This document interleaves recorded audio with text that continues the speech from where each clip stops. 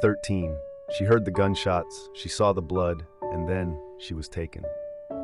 Jamie Kloss was a bright, happy teenager living a quiet life in rural Wisconsin, until one horrific night in October 2018 when a stranger came to her home. He broke in, he murdered both of her parents in cold blood, and then he kidnapped her, dragging her into the night, leaving behind a house soaked in silence and sorrow. For 88 days, Jamie was held captive, hidden away, alone, terrified. But this isn't just a story of darkness, it's a story of courage, of survival, of a girl who refused to give up. This is the haunting and inspiring true story of Jamie Kloss. It's the early morning of June 3, 2011. Lauren Spierer, a 20-year-old college student, is seen walking away from her friend's apartment. Alone. She's barefoot. She has no phone.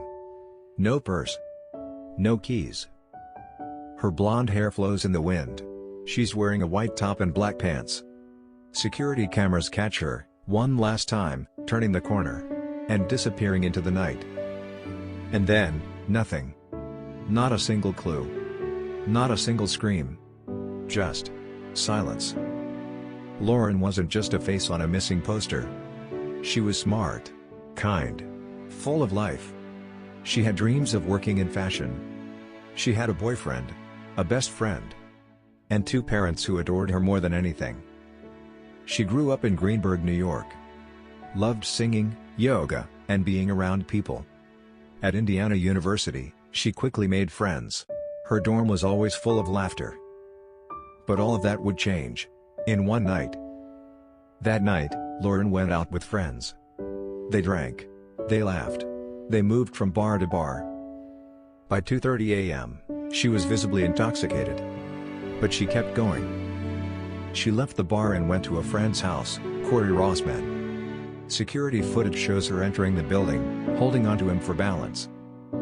At 3:30 a.m., she leaves with him. Barefoot now.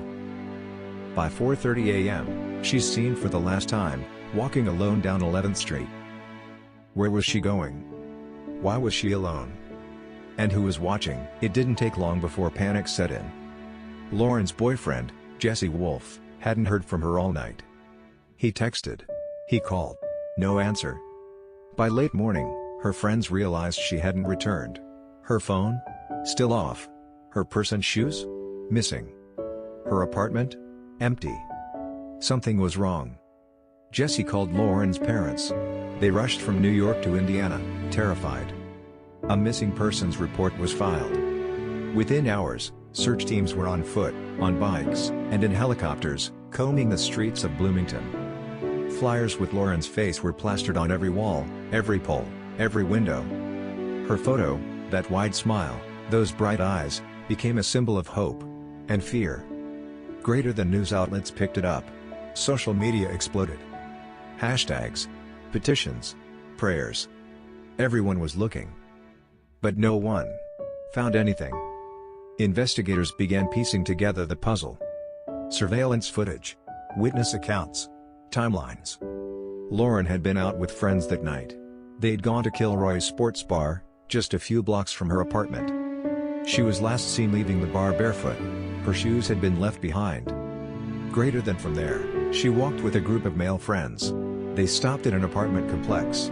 She was reportedly intoxicated, struggling to stand. Greater than one friend, Corey Rossman, said Lauren hit her head. He claimed he couldn't remember much after that.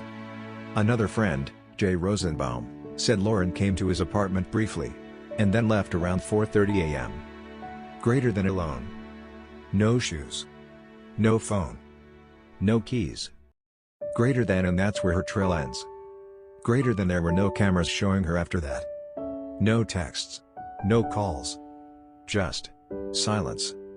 Greater than, investigators questioned everyone she'd been with that night. Their stories didn't quite match up. There were gaps, inconsistencies, and silence. Greater than, a town full of students. And not one person saw where she went. As days turned into weeks, the theories began to swirl. Did someone take her? Was it someone she trusted? Rumors spread fast in Bloomington. Some said drugs were involved, that Lauren had overdosed, and her friends panicked. That they covered it up, buried the truth to save themselves. Greater than others believed something more sinister had happened. That she may have been abducted, trafficked, or worse. Greater than the FBI got involved. Thousands of tips poured in from across the country. Searches were conducted, rivers, fields, construction sites. Greater than, but not a trace of Lauren was ever found. Greater than, her friends lawyered up. None of them took polygraphs. And none were ever charged. Greater than, for Lauren's family, the silence was unbearable. "We just want to bring our daughter home," her mother said in a tearful press conference. But hope was slowly fading. They left their home in New York and moved to Bloomington, just to be closer to the last place their daughter was seen. Greater than, day after day, they handed out flyers, spoke to news crews, met with police. They begged anyone, everyone, for answers. But the town had gone quiet. Greater than, her mother once said, "I wake up each morning hoping it was all just a nightmare. But then I remember. She's still gone." Greater than, the pain was indescribable. Birthdays passed. Holidays came and went. Her room stayed untouched. Her phone remained silent. Greater than, but they refused to give up. "We made a promise to Lauren," her father said. "We won't stop until we find her." Greater than, it's been years now. But to her family, it still feels like June 3, 2011, as days turned into weeks, and weeks into years. The official investigation slowed. But the internet didn't. Reddit threads lit up with speculation. Amateur sleuths combed through Lauren's final hours, frame by frame. Satellite maps, security footage, her friends' phone records, even rumors from local bars. Everything was dissected. Everyone had a theory. Some believed she overdosed and her friends panicked. Others pointed fingers at known criminals in the area. A few claimed it was human trafficking. And in the middle of it all, Lauren's parents read every single comment, hoping someone, somewhere, knew the truth.